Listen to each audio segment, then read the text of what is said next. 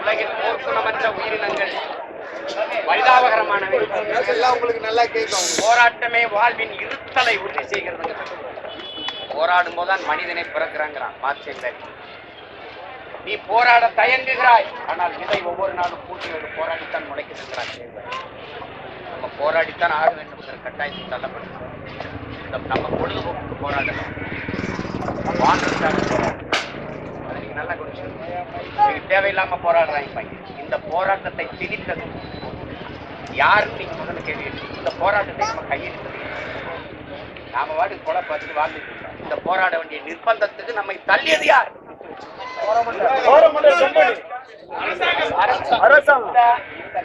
ஆலைகளை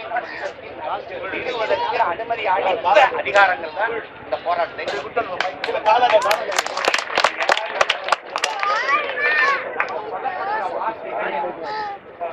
தொழிற்சாலை, வேலை வாய்ப்பு, வளர்ச்சி, இந்த வார்த்தைகள் காதல வரும்போது இனிக்கு. வாயில தேனை ஊத்தினா இந்த காதல தேனை ஊத்துற கதையை தான் இவங்க ரொம்ப நாளா செஞ்சுக்கிட்டு இருக்காங்க. தொழிற்சாலை, வேலை வாய்ப்பு, வளர்ச்சி. யாருக்கான வேலை வாய்ப்பு, யாருக்கான வளர்ச்சி? நச்சு ஆலைகளை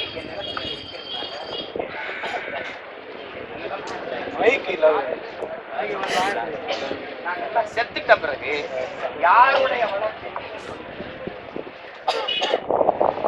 நம்ம ஒவ்வொருவரும் கேட்டு சுவாசிக்க முடியல. எண்ணெய் கசிவு, எண்ணெய் கழிவை கொண்டு கொட்டிட்ட. நான் மீன் பிடிக்க முடியல, என் கடல் நஞ்சாயிடுச்சு. பிடிச்சா மீன், அந்த மீன் இல்லை, பிடிச்சா அந்த மீன் விஷமாயிடுச்சு, நான் வாழ முடியாது, முடிஞ்சு. அதுக்கப்புறம் சுவாசிக்க முடியல. அமோனியாவை நீ அந்த நச்சாலை ரசாயன முதல்ல அந்த தொழிற்சாலை கொண்டு தொழிற்சாலை, அதுக்கப்புறம் மாற்றி மாற்றி ரசாயன உரம். நாங்கள் அதிகாரமற்ற எளிய மக்கள்னால அது எதுக்கு போறோம்னால நீ வழக்கு தான் போடுவேன். எழுத்து போறோம்னா கேஸ் 26 வழக்கு இருக்குன்னு நான் அதுக்கெல்லாம் பயப்படுறேன். 138 வழக்கு வாங்கினேன் வேண்டாம்.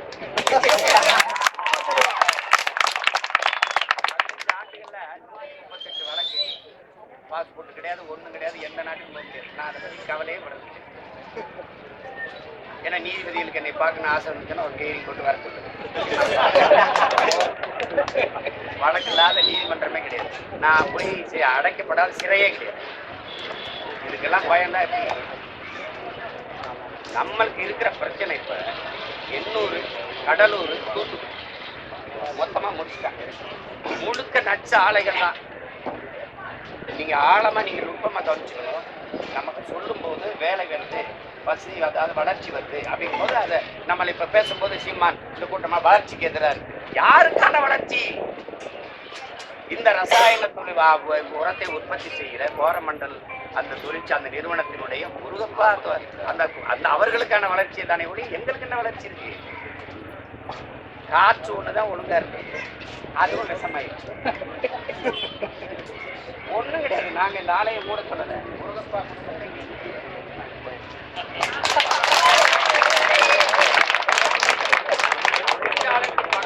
நீங்கள் குடியேறி வாழ்வீர்கள் என்றால் அந்த தொழிற்சாலை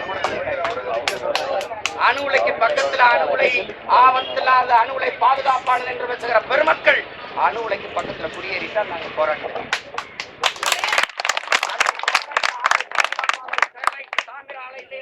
எப்படி வாழ்வீர்கள்? வாங்க, அந்த ஸ்டெர்லைட்டுக்கு பக்கத்துல ஒரு காம்பவுண்ட் நாங்க கேட்டா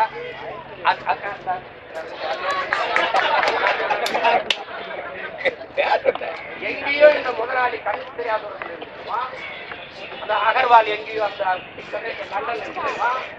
எல்லாம் ஒவ்வொரு நாடும் எங்கெங்கே போயிருந்துருக்கீங்க. ஆட்சி முறையா என்று அறிவார்ந்த தமிழ் சமூக மக்கள் என்ன தம்பி தங்கைகள் புரிஞ்சுக்கணும்.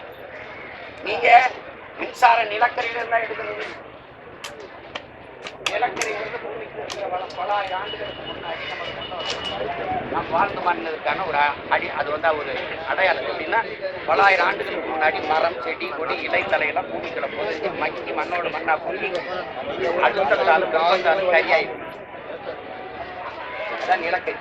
அந்த நிலக்கரியை வெட்டி எடுக்கணும். அந்த நிலக்கரிக்குள்ள ஒரு காற்று, அந்த காற்றை எடுக்கணும். அந்த காற்றை எடுக்கிறத மீத்தேன், அதை எரிவாயு கேஸ் சிலிண்டர் அடிக்கிறாங்க. இந்த மீத்தேன் கேஸ் சிலிண்டர் தான். ஒருத்த கேட்டா இதை எடுக்கலைன்னா எப்படி சமைக்கிறது, இதெல்லாம் எடுத்த எதை சமைக்கிறது கேட்டேன். இந்த மாதிரி இந்த இந்த நிலக்கரியை எடுத்துக்கிட்டே வரான். இப்ப கிட்டத்தட்ட 65,000 ஏக்கர் எடுத்துட்டான் நெய்வேலியில. எடுத்துக்கிட்டே வரும்போது இந்த வளம் தீர்ந்து விடுகிற வளம். ஒரு காலகட்டத்தில் இது முடிஞ்சிடும். போர் நடந்தா கூட போரின் பேரழிவுக்கு பிறகு திருப்பி மக்கள் மீது அந்த நிலக்கரி அதெல்லாம்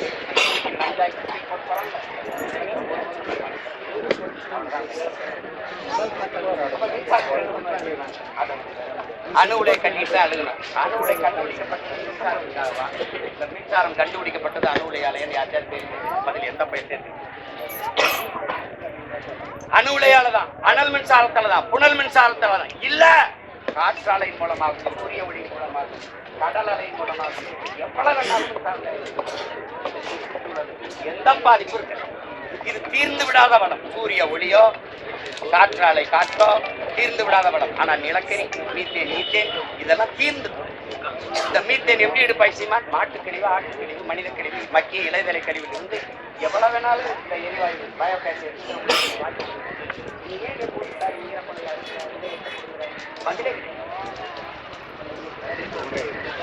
எளிய மக்கள் எவன் குரலற்றவனா இருக்கானோ, எவன் அதிகாரமற்றவனா இருக்கானோ, எவன் அரசியல் வலிமையற்றவனா இருக்கானோ, அவன் வாழ்விடம் எங்க இருக்குதோ அங்குதான் நிலச்சாலைகள்.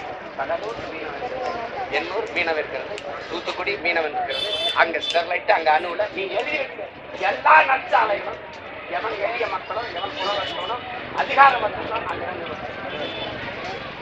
நம்ம கக்கரை வேணா கேட்க வரோம் வர மாட்டேன். ஆனா இனி வர மாட்டேன், கூடவே இருப்பேன். ஒரு பய தப்பி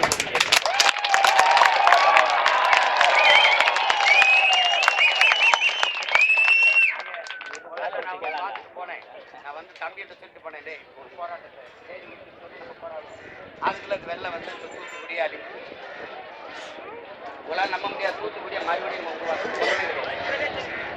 ஒண்ணுமே கிடையாது. ஒரு 10 நாள் வேலை செஞ்சு திடீர்னு இங்கே இந்த அமோனியா வாயு சின்ன சரி இந்த கிளம்புவோம். அதில் ஐயா விஜயகாந்த் அவர்கள் இறந்துட்டாங்க. நேற்று மூக்காலில் போயிட்டு காலையில் கிளம்பி வந்துட்டேன். இனி இங்கே தான் இருப்பேன். எதை பற்றி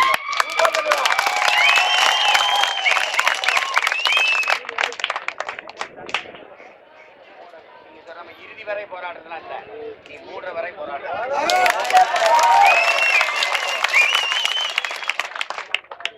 உன்னால முடிகிற வரை போராடுறா, நீ நினைக்கிறது முடிகிற வரை போராடுறான்ற. ஆலைகளை என் தாய் நிலத்திலிருந்து அப்புறப்படுத்துவதுதான் நம்ம வேலை. நீ எதுக்கு சீமான் அதிகாரத்தை வர துடிக்கிற?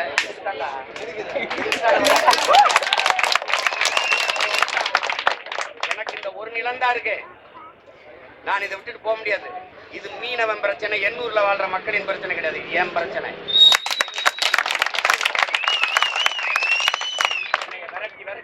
திரட்டி அடிக்கிறாங்க. எல்லா இடங்களையும் அடிச்சு என் வாழ்விடத்துல பறிச்சு என்னை வாழ இடமற்றவனா என்னை தள்ளுற. ஆதி குடிகள் எங்களை அந்த ஆத்துக்கரையில இருந்தவன அப்புறம் தூக்குற. செம்மஞ்சேரி, கண்ணகி நகர், கல்லுக்குட்ட, பெருந்தா தூக்கி தள்ளி விட்டுற. அந்த இடத்தை யார் கொடுப்பாங்க பதில் சொல்ல மாட்டேன். இந்த நிலத்திலே காலங்காலமாக வாழ்ந்த எங்களை மக்களை வாழ்விடத்தை அப்புறம் இப்ப நீ நெருக்கடி என்ன பண்ண? இந்த ஒற்ற ஆலைக்கு இந்த இடத்துல வெளியே தானே சொல்லுவாருப்பா, எங்களை வாழ முடியாது, சுவாசிக்க வேற இடத்துக்கு போங்க, வேற இடத்துக்கு போங்க. இந்த ஆட்டம்லாம் இன்னும் 2 வருஷம் அதிகபட்சம் ஆடுவீங்களா? 2 வருஷம் கடல்ல எண்ணெய் கொட்டிடுச்சு. எண்ணூர்ல அங்க போய் கொட்டுச்சு, அந்த பகுதியில் கொட்டுச்சு. இப்ப இப்படியில போகுது. அது கப்பல் மோதி கொட்டிடுச்சுன்னாங்க. இந்த தம்பி ராகவந்தர்லாரன் ஒரு படத்துல சொல்லுவாங்க, பேய்க்கும் பேய்க்கும் சண்டை மோதி கொட்டிடுச்சு. கப்பல் மோதி தெரிஞ்சுக்கணும். அது பண்ணிடும். என்னையா நீ கதை சொல்றான்னு கேட்கு. எங்க ஐயா இருக்காருல்ல, எங்க தாத்தா கக்கன், அவருடைய பேச்சு தான் அங்க அதிகாரியா இருந்து அதை அள்ளிக்கிட்டு இருந்தாங்க. வாலியில நல்லா கவனிச்சிருங்க, வாலியில அள்ளிக்கிட்டு இருந்தாங்க. உலகத்துல மிக சின்ன நாடுகள் என் உடன் பிறந்தார்களே, என்னை பெற்ற பெரியவர்கள், தாய்மார்களே, சின்ன நாடு இப்படி உலங்குருதி கட்டான் பூச்சி மாதிரி ஒரு கிளைடர் விமானத்தை கொண்டு தர தர தர தரன்னு கொடியை தூக்கிட்டு கொஞ்ச நேரம் கழிச்சு போயிருக்கு. ஒரு 1/2 மணி நேரம் கழிச்சு வந்து பாய் மாதிரி அப்படியே போயிட்டான். சின்ன நாடு, 130 மக்கள் தொகையை கொண்ட ஒரு வல்லாதிக்கம், மிகப்பெரிய துணை கண்டம். தண்ணியில ஒண்ணு எண்ணெய கடல்ல ஒண்ணு வாய்ப்பு. மோடி வெளிநாட்டுல போய் உலக நாடுகள் இந்தியாவை கண்டு வியக்கிறது. ஆமா, கடல்ல ஒண்ணு எண்ணெய வாய்ப்பு நான் வியக்காம ஒரு வாரம் கொஞ்ச நாள்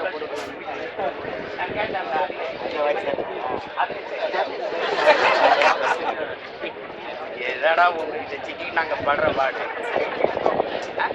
இப்ப இந்த எண்ணூர்ல பட்டுக்குல்ல எவனும் ஏற்று பார்க்கல, ஒண்ணும் இல்லை. இந்த எங்க ஆளுங்க போய் அள்ளி காட்டி சொல்லிடுறான். அதுல ஒரு கொக்கு எந்திரிச்சு போகுது. வெள்ளையா பார்த்து உள்ள போய் வெள்ளையா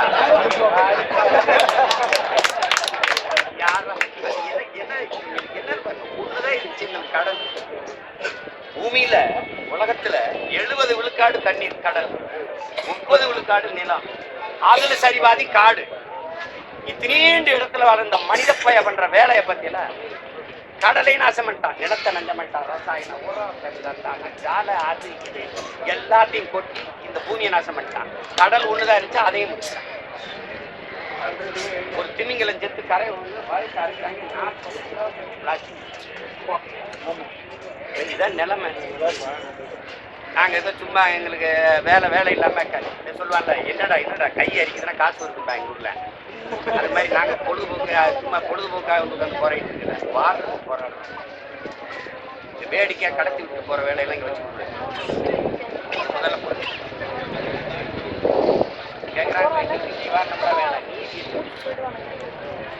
நானே போராடிட்டு இருக்கேன். 10 வருஷம் கழிச்சு என் பிள்ளை என்ன பண்ணுவேன்?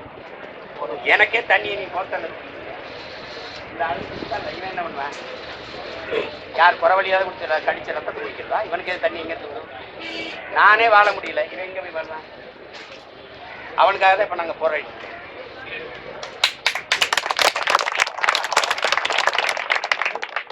ஆலயம் மூடணும், இல்லைன்னா இந்த அதிகாரத்தை மூடணும். ஏதாவது ஒண்ணு செய்யணும்.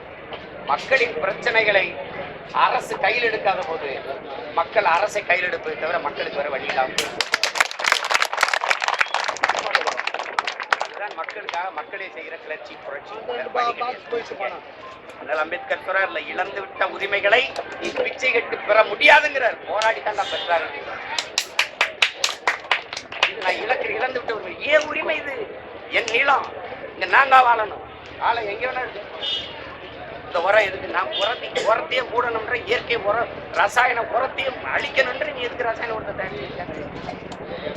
அவர் சொல்றாரு 4000 டன்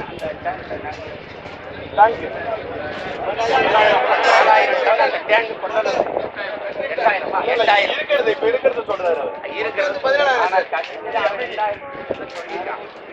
இதுக்கே நாங்க மொத்தமா வெடிச்சதுன்னா நாங்க மட்டும் இல்ல, எண்ணூர் மட்டும் இல்ல, மொத்த சென்னையும் நான் பல தடவை சொன்னேன். 5 வருஷத்துக்கு முன்னாடி சொன்னேன், இந்த அதானிக்கு நீ கொடுத்துட்ட 6111 ஏக்கரை கடல் எடுத்து கொடுத்துட்டு அவன் துறைமுகம் கட்டுருக்கு, செயற்கை துறைமுகம் கட்டுவான். அவன் கடலை மூடணும், கல் கொண்டு வரணும். கல்லை எங்கிருந்து கொண்டு வருவான்? என் மலை. சரி, அதை விடு. இங்க இருந்து இந்த கொட்டலையாறு நாங்கள் கொச்சையா பேசி கொட்டலை இருக்கோம். இந்த ஆறு ஓடி வந்து சென்னையில போய் மலைக்கு எல்லாம் ஓடி வந்து இந்த கடல்ல கிடக்கிற முகத்துவார், கனிமுகம். இந்த முகத்துவாரத்துல அந்த நாய் என்ன பண்ணிட்டான் தெரியுமில்ல? இந்த தண்ணி உள்ள வராம அவன் இந்த மக்களுக்கு இங்க என்ன நடக்குன்னு இந்த மக்களுக்கு தெரியக்கூடாது, பெரிய மலைச்சுவரை கட்டி தடுத்துட்டான். என்ன வாங்கி இப்படியே போவான் காட்டு கட்டி தடுத்துட்டான். எந்த தண்ணி வந்தாலும் திருப்பி சென்னைக்குள்ள போவே கடல். இப்படி உலகத்துல எங்கேயாவது அறிவார்ந்த ஆட்சியாளர்களை யாரையாவது தண்ணி கடலுக்கு உடைதான் உடைக்கும். அப்புறம் வெள்ளம் வந்துருச்சு, தண்ணி வந்துருச்சுன்னா தண்ணி ஓடுற இடத்துல வீடை கட்ட. நீங்க நம்ம ஆளுங்க சொல்லுவாங்கல்ல, புலி ஊருக்குள் வந்துவிட்டது. யானை ஊருக்குள் வந்துட்டது. நீ யானை புலி வாழ்ற காட்டுக்குள்ள போய் வீட்டை கட்டினா அவன் வீட்டுக்குள்ள வந்துருச்சு. அவ்வளவுதான். நீ தண்ணி ஓடுற இடத்துல நான் வீட்டை கட்டினா அது வீட்டுக்குள்ள வந்துருச்சு. கார் ஓடுற இடத்துல நீர் ஓடுதுன்னா நீ நீர் ஓடுற இடத்துல காரை ஓட்டினா அதேதான் இங்க கதை ராஜா. இந்த வளர்ச்சி எனக்கு வேண்டாம். விளைநிலங்களை பறிச்சு தொழிற்சாலை கட்டுறேங்கிறது, விளைநிலங்களை பறிச்சு ஏர்போர்ட் கட்டுறேங்கிறது, மானம் கிட கேட்கிறேன்டா. சொந்தமா ஒரு பிளைட் வச்சிருக்கலடா. இவ்வளவு பெரிய உக்ரைனுக்கு ரஷ்யாவுக்கும் போர் டிக்கெட் படிக்க போன பிள்ளைய கூட்டிக்கிட்டு வர்றதுக்கு ஒரு பிளைட் அனுப்பி கூட்டிட்டு வர முடியல. ஏன்னா பிளைட் கிடையாது. இப்படி ஒரு நாடை பார்த்திருக்கீங்களா? சொந்தமா ஒரு பிளைட் இல்லாத நாடு. என் அன்பு தம்பி தங்கைகளே, 5000 ஏக்கர்ல ஏர்போர்ட் கட்டுறீங்க. இவங்களை எதை வச்சு அடிச்சு வரலாம்? அந்த இடத்துல சொன்னேன், நான் இருக்கிற வரை நீ ஒரு சங்கலை கூட நட முடியாதா? நீ நடவே முடியாது. ஏற்கனவே இருக்கிற ஏரி, செம்மஞ்சேரி, கல்லு, குட்டை கண்டு எல்லாத்தையும் மூடி மூடி மூடி பள்ளிக்கிறன பழவந்தாங்கல், வேடந்தாங்கல் எல்லா நீர்த்தேக்கங்களையும் ஆக்கிரமிச்சு வீடை கட்டினோன்னா நாங்க வெள்ளத்துல மிதக்கிறோம். அங்க 22 ஏரி இருக்குது. இந்த பலவேற்க இதுல பள்ளிக்கரணத்துல பரந்தூர். அந்த 22 ஏரியை தூக்கிட்டு 5000 ஏக்கர்ல ஏர்போர்ட் கட்டுறாங்க. நான் என்ன சொல்றேன், நீ ஏர்போர்ட் கட்ட வேணாம், ஏர்போர்ட்டி விடணும் ராஜா. விளைநிலங்களை பறிச்சு ஏர்போர்ட் கட்டக்கூடாது. இருக்கிற மீனம்பாக்கம் ஏர்போர்ட்ல பறக்கிறதுக்கு பிளைட் கிடையாது. ஒரே ஒரு விமானம் ஒரே ஒரு, அதுவும் பிஜேபி சார்ந்த ஒரு சாமியாரோட ஒண்ணுதான் பறக்கு. இதுக்கு எதுக்கு 5000 ஏக்கர்ல ஏர்போர்ட் யாரும் கேட்கணும்? சிப்காட் தொழிற்சாலை 3000 ஏக்கர் விளைநிலத்தை பறிக்கிறேன். இந்த தொழிற்சாலையை நிறுவப்படுற முதலாளியா இது யாரோட வளர்ச்சி? நான் இன்னைக்கு வீதியில் நின்று போறான்னு இந்த தொழிற்சாலையை மூடுன்னு, நான் இந்த வீதியில் நின்று தொழிற்சாலை கொண்டான்னு போறான்னா நீ கொண்டு வா. மூடுன்னு சொல்றது திறக்கிறா, நான் திறன்னு சொல்றதை மூடுற. என்ன பைத்தியம்? நீங்க பைத்தியம் ஆயிட்டு எல்லா பேரும் எப்படி கொடுமையா இருக்கு. இந்த நமக்கு இருக்கிற கடைசி வடிவம்ங்கிறது, கடைசி கருவிங்கிறது போராட்டம் தான். வேற ஒண்ணுமே கிடையாது. ஒன்றிணைந்த உறுதியான போராட்டம் தான். போராட்டம் தான் நம்மளை கவனத்தை நம்ம பக்கம் திருப்பும். இது வழி கிடையாது. இந்த பட்டி இறக்கிற போராட்டத்துல நீங்க என்னைக்கும் செய்யாதீங்க. ஏன்னா உயிரை கொடுத்து போராடின போராட்டத்துக்கு எனக்கு மதிப்பளிக்க மாட்டாங்க. நம்ம உயிர் அவங்களுக்கு ஒண்ணுமே கிடையாது. ஆனால் சாப்பிட்டுட்டு உறுதியா நின்று போராடணும். நான் உண்ணாவிரதர்கள் நான் ஒருபோதும் ஏற்கிறது இல்லை. ஏன்னா உண்ணாவிரதம் இருந்து பல போராட்டங்களை போராடினவேன் நான். அதுக்கு எந்த பயனும் இருக்கு. முத்துக்குமார் தீ குடிச்சாரு, செங்கொடி தீ குடிச்சா, தம்பி விக்னேஷ் தீ குடிச்சான், எத்தனையோ பேர் செத்தான். எவனாலும் ஏற்று பார்த்தாலும் சரி பார மாட்டான். நம்ம உயிரை அவனுக்கு ஒண்ணு கிடையாது. நீ யாரு? நீ ஒரு ஓட்டு, அவ்வளவுதான். உனக்கு உயிர் இருக்கு, உணர்வு இருக்கு, உரிமை இருக்கு, பசி இருக்கு, உறக்கம் இருக்கு, கனவு இருக்கு, கண்ணீர் இருக்கு, ரத்தம் இருக்கு, சதை இருக்கு. எது அவனுக்கு தேவை கிடையாது. நீ ஒரு ஓட்டு, அவ்வளவுதான். அது அவனே போட்டுக்கலாம்னா நம்மளை கவனப்பட மாட்டான். கவலையப்பட. இப்ப இந்த 6000 வெள்ள நிவாரணம் கொடுக்குறாங்கல்ல, எத்தனை ஆயிரம் கோடி கொடுப்பாங்கன்னு நினைக்கிறீங்க? அத்தனை ஆயிரம் கோடியை முதலீடு செஞ்சிருந்தா மழை நீர் கழிவு நீர் வழிந்தோட அருமையாக வாய்க்காலை வெட்டி கடல்ல முடிச்சு. அப்ப நீ என்ன பண்ணுவ? இப்ப இந்த காசு பேன் கொடுத்து முடிக்காம இருப்பேன். ஏன்னா இந்த 2 மாசம் தேர்தல் அறிவிச்ச பிறகு கொண்டாந்து கொடுப்பேன். அது ஓட்டுக்கா இல்ல நாட்டுக்கா? யாரு கொடுக்குற? நீ காலங்காலமா இப்படியே மொத்த வெள்ளத்தையும் திருடிட்டு லேசா விரட்ட தொட்டு நாக்கு கட்டு அப்படி தடை விடு. அடிச்ச கொள்ளையில எனக்கு கொஞ்சம் பங்கு கொடுத்து என்னையும் கூட்டாளியா சேர்த்துட்டு போயிடும். அது ஒரு காலம். இங்க உட்கார்ந்து இருக்கோம்னா தெளிந்த அரசியல் புரிதலும் உலக அரசியலை உள்ளங்கையில் வச்சு பார்த்துக்கலாம். ஆப்பிரிக்கால இது நடக்குதா? அமெரிக்காவா? பைடன் இதை பேசுறானா? எல்லாம் பார்த்துட்டான். எதை பற்றியும் கவலை கிடையாது. என் மக்களின் கோரிக்கை மிக நியாயமானது. என் வாழ்விடம் போயிடுச்சு. கடைசியா உயிரோட வாழலாம்னா உயிர் காற்று நஞ்சாயிருச்சு. இப்ப நாங்க சுவாசிக்கிறதே பிரச்சனைனா அது ரொம்ப பெரிய பிரச்சனை. எங்க சாவுலதான் அந்த தொழிற்சாலை நடக்கணும்னா அதை சகித்து கொண்டு இருக்க நாங்க ஒண்ணு எப்படி சொல்றது, உணர்வற்ற சடங்கள் அல்ல, பிணங்கள் அல்ல. அதை கவனிச்சுக்கணும். மரியாதையா அந்த ரசாயன உர ஆலையை நீங்க மூடுங்க. இல்லைன்னா மூட வேண்டிய தேவை வரும். ஒரு நாள் அது மூடப்படும். அது இன்னைக்கு இல்லைன்னா நாளைக்கு உறுதியா நாங்க மூடுவோம். அது ஒரு இது இல்லை. மக்களோடு நின்று போராட வேண்டியது என் கடமை. இது என் மக்களின் போராட்டம், மக்களுக்கான போராட்டம். இந்த மக்களில் ஒருவன்கிற முறையில நான் நிக்கிறேன். நேற்று தூத்துக்குடியில் நின்று இன்னைக்கு இங்கே நிற்கிறேன், நாளைக்கு எங்க பிரச்சனையோ அங்க போய் நிற்கிறேன். என் மக்கள் கேட்பாங்க, பிரதமர் வேட்பாளர் யாரு உங்க கட்சிக்கு? இதாண்டா பிரதமர் வேட்பாளர். என் மக்கள் இந்த மண்ணில் எதிர்கொள்கிற பிரச்சனை எதுவோ அதுதான் இந்த நாட்டின் பிரதம வேட்பாளர். என் மக்களின் பிரச்சனைக்காக எவன் வந்து களத்தில் நிற்கிறானோ அவனே என் மக்களுக்கான தலைவன், என் மண்ணுக்கான தலைவன். அவ்வளவுதான். நீ இத்தனை வருஷம் என்று என்ன பண்ணி எல்லா நச்சு கழிவுகளையும் எங்களுடைய ஆறுகள்ல கொட்டி போய் பாருங்க எப்படி இருக்குன்னு. செத்து செத்து மிதக்குது மீன். அங்க போய் பாருங்க, அந்த அனல் மின் நிலையத்தில இருந்து போய் பாருங்க, அந்த உலர் சாம்பலை கொட்டி அந்த அந்த பகுதியில மனிதர்கள் வாழ்ற மாதிரி இருக்க பாருங்க. இந்த கார் கருப்பு கலர்ல நான் கார்ல போனேன்னா இறங்கு, அதை தாண்டி போகும்போது வெள்ளையாயிரும். துணியை துவைச்சு காய போட்டா எல்லா துணியும் சாம்பலா இருக்கும். சாப்பிட்டுக்கிட்டு இருக்கும்போது சாம்பல் வந்து விடும். அப்படின்னா அதை எப்படி சுவாசிக்கிறது? உனக்கு அடிப்படையில அறிவு இருந்தா அதை கொண்டு எங்க வைப்பியா நீ? ஏன் அனல் மின்னாட்டு போன? ஏன் காற்றாலையில எடுக்கல? ஏன் சூரிய ஒளியில எடுக்கல? இதுல என்ன கொடுமைன்னு கேளுங்க. இந்த மண்ணுக்கு மக்களுக்கு எது இடையூறா இருக்குமோ, சூழியலுக்கு எது கேடோ, எது மண்ணை காற்றை நீரை நஞ்சாக்குமோ அந்த நச்சு ஆலைகளை எல்லாம் அரசு வச்சிருக்கு. சுற்றுச்சூழலுக்கு எது பாதுகாப்பாக இருக்குமோ, காற்றாலை மின்சாரம், சூரிய ஒளி மின்சாரம், இதையெல்லாம் தனியார் முதலாளிகளுக்கு தாரை வார்த்து கொடுத்திருக்கு. ஏன் நான் நச்சாலைகளை எதிர்த்து அனல் மின்சாரத்தை மூடு, அணு உலையை மூடுன்னா என்னை சுடுவேன். இந்த தனியார் முதலாளிகிட்ட ஏன் கொடுக்குற? உன்ட காசு இல்ல, 4000 கோடி இல்ல உன்ட்ட இல்ல, 4000 கோடி இல்ல. ஒவ்வொரு அமைச்சரும் 1 லட்சம் கோடிக்கு மேல வச்சிருக்கேன். யாருக்காக சேர்த்து வச்சுக்க? எங்களுக்காகத்தான். எங்க தாத்தா பட்டுக்கொட்டை பாடுறாருல, வசதி இருக்கிறவன் தர மாட்டான்டா, வயிறு பயிற்சவன் விட மாட்டான்டா. ஒரு நாள் எங்க பசி என்ன பண்ண பிச்சு தின்னு விட்டுருவோம் பாத்துக்க. கொள்ளை அடிச்சு வச்சுக்கிட்டு 4000 கோடிக்கு அதானிட்ட கொடுக்கறது, மின்சாரத்தை உற்பத்தி செய்யி, காற்றாலையில மின்சாரத்தை உற்பத்தி, எல்லாம் பிரைவேட்டைசேஷன். அதனால கவர்மெண்ட் எல்லாம் அப்படி ஓரமெண்டெல்லாம் போப்பா அப்படின்னு சொல்லி நம்ம ஓரமா போப்பான்னு சொல்லுவோம். அது நமக்கு ஒண்ணு முருகப்பாவாது கருகப்பாவாது, நமக்கு ஒரு எங்களை வாழ விடப்பாங்கிறத பிரச்சனை. அதனால நீங்க நம்பிக்கையோட நிக்கணும், தளர்ச்சி அடையக்கூடாது. 35 கிராமமா ஐயா 33 கிராமம் சேர்ந்து நம்ம உன்னை போராடிக்கிட்டு இருக்கோம். அதனால போராடணும். அந்த உண்ணாவிரதமா போராட்டத்தை நான் ஏற்கல. சாப்பிட்டு போராடுவோம், தெம்பா சாப்பிட்டு போராடுவோம். அது சாப்பாடு இல்லைனாலும் நமக்கு இல்லை சாப்பாடுன்னா வெளியில வந்து கொண்டு வந்தாலும் சாப்பிட்டாது போராடுவோம். ஏன்னா அது நம்ம பசிக்கு மதிப்பு கிடையாது. அப்ப ஏன் நம்ம ஏன் பட்டினி இருந்து போறோம்னா, பசியோட 10 நாள் போறோம்னா சாப்பிட்டு 100 நாள் போராடுவோம், 100 வரை போராடுவோம். அவ்வளவுதானே. அதனால நம்ம பசிக்கு உயிருக்கு மதிப்பளிக்கிற ஒரு ஆட்சி இருந்ததுன்னா அதை நம்ம பசியா இருந்து போராடி காட்டலாம். அது இல்ல.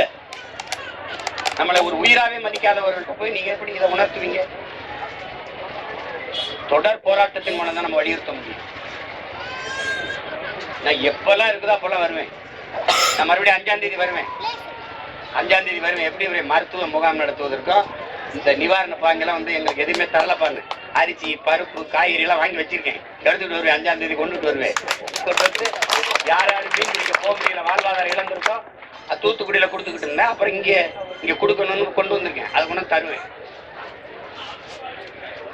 நமக்கு தேவை அதிகம், பாதிப்பு அதிகம், எங்களுக்கு வலிமை குறைவு. இருக்கிறத கொடுக்குறோம். உங்க பிள்ளைகள் வச்சுக்கிட்டு அவ்வளவுதான். நான் செய்யணும். அங்க போய் தூத்துக்குடியில போய் அதை கொடுக்கும்போது இந்த தகுதிகளை நிக்கிறது வசதியா சும்மா ட்ராக் ஷூட் பனியனை போட்டேன்னு நான் தானே தெரியல. அங்க இருந்து வர்ற என் பிள்ளைகள் என்ன பண்ணது, இந்த பையன் தான் பார்க்க சொல்லி என்னையும் கவனிக்கல. அதை வாங்கிட்டு போயிட்டு தலைவர் அவர் தானே அப்படின்னா சில அம்மாக்களுக்கு தெரிஞ்சிச்சு நான் யாருன்னு. என்னை கணத்தை குறிச்சு ஐயா ஐயா பள்ளிக்கூடத்தை கட்டி கொடுத்துட்டு போயா, ஐயா 4 வீடு இடிஞ்சிருச்சு அதை கட்டி கொடுத்துட்டு போ, எங்களுக்கு ரோடை நல்லா போட்டு கொடுத்துட்டு போ. நான் தான் ஸ்டாலின் நினைச்சுக்கிட்டு இருக்கேன். அம்மா நான் உன் மயன் அண்ணன் வச்சுட்டு இருக்கேன், அவர் வருவாரா? அவர் எங்க வர போறாரு? அதனால சிக்கனா சீமான் வச்சு செஞ்சுக்கிட்டு இருக்கியா? நான் வந்ததுதான் உனக்கு பிரச்சனை. என்னால முடிஞ்சதும் அதனால செய்ய முடியும். ஏன்டா என்ன போய் பள்ளிக்கூடம் கட்டித்தானே நான் எங்கிட்ட போய் பள்ளிக்கூடம் கட்டிட்டு? இதுதான் என் மக்களுக்கு பாவம், ரொம்ப பாவம். அதனால இது நமக்கு ஒரு கெட்ட பழக்கம் இருக்கு நம்ம இன மக்களுக்கு.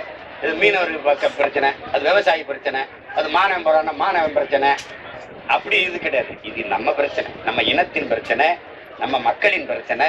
அப்படிதான் நீங்க பார்க்கணும். இன்னைக்கு என் ஊர்ல நடக்கிறது நாளைக்கு என் ஊர்ல நடக்காதுன்னு நீங்க உறுதி தர முடியுமா? யாராவது சொல்ல முடியுமா?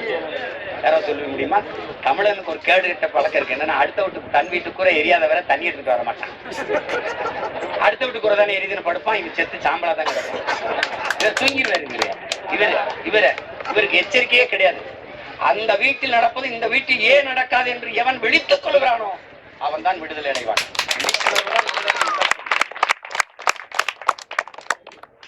அதனால இது நம்ம பிரச்சனைன்னு நினைச்சு போராடணும். நம்ம மண்ணுக்கான பிரச்சனை, நாளைக்கு வரப்போற நம்ம தலைமுறை தம்பி தங்கிகள், நம்ம பிள்ளைகளுக்கான பிரச்சனை. அவனுக்கான வாழ்விடத்தையும் வாழ்வாதாரத்தையும் தேடி வச்சுட்டு போகணும். அன்பிற்குரிய தம்பி தங்கைகளே, அருமை பெற்றோர்களே, இந்த பூமி நமதில்லை. நபிகள் நாயகர் சொல்றாங்க, ஸல்லல்லாஹு அலைஹி வஸல்லம் அவர்கள், நீ இந்த பூமியில் ஒரு வழிபோக்கன், ஒரு அந்நியன், நீ ஒரு ஸ்ட்ரேஞ்சர். நீ வந்த அப்படியே போயிடணும். நீ வாடகை வீட்டில் குடியிருக்கிறாய். வீட்டை காலி பண்ணும் போது வீட்டு உரிமையாளர்கிட்ட எப்படி பத்திரமா ஒப்படைப்பியோ அப்படி இந்த பூமியை உன் பிள்ளைக்கு ஒப்படைச்சிட்டு போகணும். இது நீ வந்து நீயே வாழ்ந்து தீர்த்து விட்டு போறதுக்கு இது உனக்கு மட்டுமானதல்ல. இந்த பூமி பூமி மனிதனுக்கு மட்டுமானதுமல்ல, உலகில் பல கோடிக்கணக்கான உயிரினங்களின் உடைமை இந்த பூமி. அதுல நீயே மொத்த தண்ணியும் குடிச்சிருது, நீயே மலையை நொறுக்கிறது, நீயே அதெல்லாம் செய்யக்கூடாது ராஜா. பூமி ஒண்ணுதில்லை. வழி வழியே வருகிற நம் தலைமுறை தம்பிதங்கள் இந்த பிள்ளைகளோடது. அவனுக்கு இந்த பூமியை பத்திரமா வச்சுட்டு போகணும். அவனுக்கு குடிக்க நல்ல தண்ணி, சுவாசிக்க நல்ல காற்று, உண்ண நஞ்சில்லாத உணவு, இது கிடைக்கிறதுக்கு வாய்ப்பு வச்சுட்டு போகணும். அது நம்ம காலத்திலே நின்று போராடுறோம்னா என் பிள்ளை படிக்க போகுமா? இங்க இருந்து போராட்ட போராடுமா? சொல்லுங்க. அதனால இதுக்கு ஒரே தீர்வு தான் எங்களுடைய கோரிக்கை. நாங்க அதை இதெல்லாம் பேசல. நீ எத்தனை ஆயிரம் டன் அமோனியாவையும் சேமிச்சு வை, நீ வெளியிடு, அதெல்லாம் பிரச்சனை இல்லை. ஆலை இழுத்து மூடு, அதான் எங்களுக்கு நிரந்தர தீர்வு. நீ கொஞ்சம் கொஞ்சமா அப்படி கட்சி விட்டு நாங்க போராடுறோமா இல்லையா? அந்த இழப்புக்கு ஏற்ப ஒரு நிவாரணம் தாரோம், அதெல்லாம் நீயே வச்சுக்க, மூடிட்டு போ. அவ்வளவுதான் எங்களுது. அரசு தலையிட்டு இந்த நச்சு ஆலைகளை மூடுற வேலையை செய்யணும். இந்த தொடர்ந்து போராட வேண்டிய நிலைமைக்கு எங்களுக்கு நிர்பந்திக்காதீங்க, தள்ளாதீங்க. அதுதான் நாங்க வைக்கிற கோரிக்கை. அத ஒரு 4 நாள் விட்டா போராடிட்டு, ஏன்னா 5வது நாளா நடந்துகிட்டு இருக்கு, 5 நாளைக்கு மேல இன்னும் ஒரு 5 நாள் விட்டா போராடிட்டு அப்படியே சோர்வடைஞ்சு போயிடுவாங்கன்னு எங்க போராட்டத்தை நீர் கடிச்சு அப்படி நகர்த்தி விட்டு பழக்கப்பட்டவர்கள் இவர்கள். கொஞ்ச நாள் போராடுவாங்க, அப்புறம் போயிடுவாங்க, கொஞ்ச நாள் போராடுவாங்க, அப்படியே போயிடுவாங்க. அப்படி இவங்க பழக்கப்பட்டவர்கள். 5 நாளா போராட்டம் நடக்குதுல, ஒரு அதிகாரி, ஒரு மாவட்ட ஆட்சியர் வந்து கலந்து அதை போயிருங்க, பேசுவோம். நீங்க ஒரு 5 பேர் ஒரு குழுவா வாங்க, நம்ம 32 ஊருக்கு ஒரு பிரதிநிதி வாங்க, பேசுவோம். அது பேசி இது பண்ணுவோம். நீங்க போராட்டத்தை கைவிட்டுருவாங்க, பேசி ஆலையை மூடுறது. நீங்க என்ன கோரிக்கை வைக்கிறீங்களோ அதை நிறைவேற்றோம்னா என் மக்கள் கலைஞ்சு போயிடுவாங்க. ஆனா அப்படி வரணும், நீங்க வரலையே. அப்ப நீங்க எந்த அளவுக்கு எங்களை மதிக்கிறீங்க?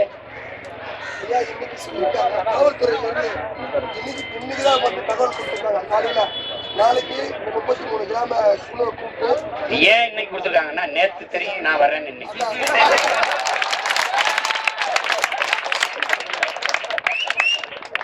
இப்ப நாளைக்கு திருப்பி வருவேன்னு சொல்லிட்டு போறேன்ல, அதுக்குள்ள வேலை நடக்கும். அதனால அது தைரியமா இருங்க, ஒன்னும் பயப்படாதீங்க. உங்க பிள்ளை நான் இருக்கேன், நான் இருக்கிற வரைக்கும் எல்லாம் ஓட்டுக்காக வாழ்ந்தோம், நான் நாட்டுக்காக.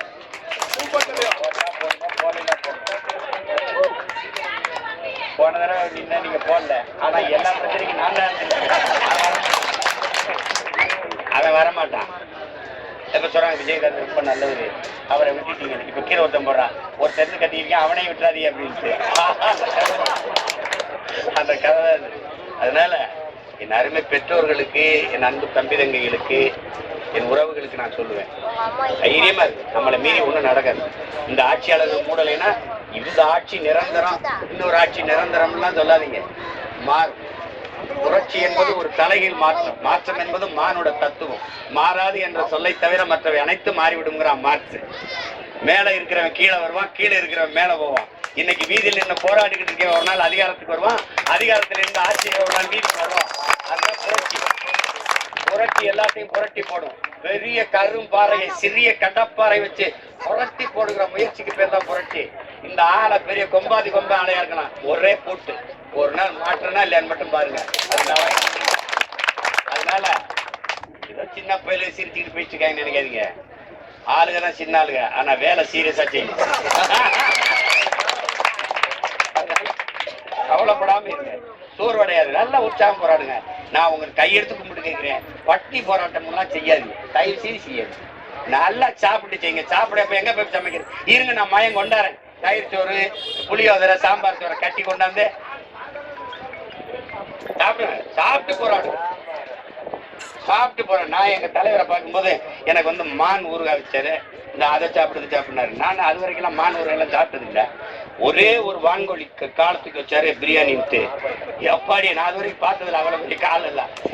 சாப்பிட கொஞ்சம் தயங்குது. நான் இப்ப தொடர்ச்சியா கராத்தே ஜிம்லாம் பண்ண டயட்ல இருந்தேன்னு இவர் என்ன பண்ணிட்டாரு, எங்க ஆளு சாப்பிடவே பயப்படுறாரு. அப்ப சண்டைக்கு பயப்பட மாட்டாரான்னு எனக்கு திகிர்னாயிட்டே, நம்ம தன்மானத்துக்கு ஆயிடுச்சு. வைங்க வைங்க பாத்துக்குவோம். அது மாதிரி நானும் உங்களை என்ன சொல்றேன், சாப்பிடுங்க, சண்டை போடும். சாப்பிட்டு சண்டை போடும்.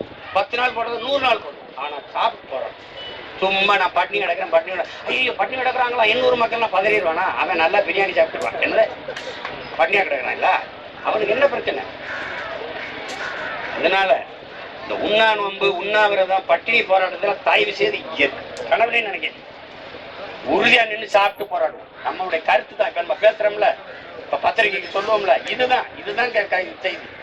ஏன் போராட்டம்? இதுதான் போராட்டம். எப்ப கைவிடுவீங்க? இந்த என்னைக்கு மூடுறியோ, எங்க கோரிக்கை என்னைக்கு நிறைவேறும் அன்னைக்கு கைவிடும். இதுதான் நம்மது. அதுல உறுதியா இருங்க. நான் என்னைக்கு உங்க கூட இருப்பேன். நீங்க எந்திரிச்சு நில்லுங்க, நீங்க நடங்க. ஒரு நிழல் விழுகும்ல, அது நான் தான். கூடவே வரும், கூடவே வரும். அதனால நம்பிக்கையோட இருந்து போராடுங்க. ஒண்ணு இல்ல, நம்மளால முடியாதெல்லாம் ஒண்ணு இல்லை. இன்னும் நம்ம உறுதியா நின்று ஒற்றுமையா போராட கட்டாயம் நமக்கு செவிசாய்த்தான் தீரணும். அதிகாரத்தில் இருப்பவர்கள் பார்த்துக்கிறோம், வருவார்கள். திருப்பி நாளைக்கு நான் வருவார்கள், அதுக்குள்ள வருவார்கள். நாளை மறுநாள் வருவார்கள், அதுக்குள்ள வருவார்கள். எப்படியாவது 5ஆம் தேதிக்குள்ள இதுக்கு ஒரு தீர்வு எட்டிடுவோம். கவலைப்படாதீங்க, நான் வருவேன். உறுதியா வருது. தங்கை சொன்ன மாதிரி நாளைக்கு எல்லாருக்கும் கொண்டாட்டம், எங்களுக்கு மட்டும் திண்டாட்டமா சேருது. நல்ல நம்பிக்கையோடு இருங்க. உங்க பிள்ளை நான் இருக்கிறேன். நான் கட்சி நடத்துறது, அரசியல் செய்யறது, அதிகாரத்துக்கு வந்து ஆட்சி அதிகாரத்தை அனுபவிக்கிறது இல்லை. என் மக்களுக்கு இந்த மாதிரி துயர துன்பங்கள் துரத்தி அடிக்காம தடுக்கிறதுக்கு தான் நாம அரசியல் கட்சியை வச்சு நடத்துறோம். மாசத்தின் சொல்றாரு, மக்களுக்கென்று ஒரு படை இல்லை என்றால் மக்களுக்கென்று எதுவுமே இல்லைடாங்க. அன்னைக்கு உங்களுக்கு ஒண்ணு இல்லை, ஆனா இன்னைக்கு 31 லட்சம் பேர் எனக்கு வாக்கு செலுத்தி பல லட்சக்கணக்கான தம்பி தங்கைகள் கூட நின்று மிகப்பெரிய படையை வச்சிருக்கேன். உங்க ஒரு வயலும் தொட முடியாது, என்னை தாண்டி அதுல சும்மா வெட்டி பேசி தைரியமா இருங்க. நான் இருக்கேன் உங்க கூட. நம்ம போராட்டம் வெல்றவரை நான் உங்களோட களத்துல நிற்பேன். நம்பிக்கையோட புரட்சி வெல்ல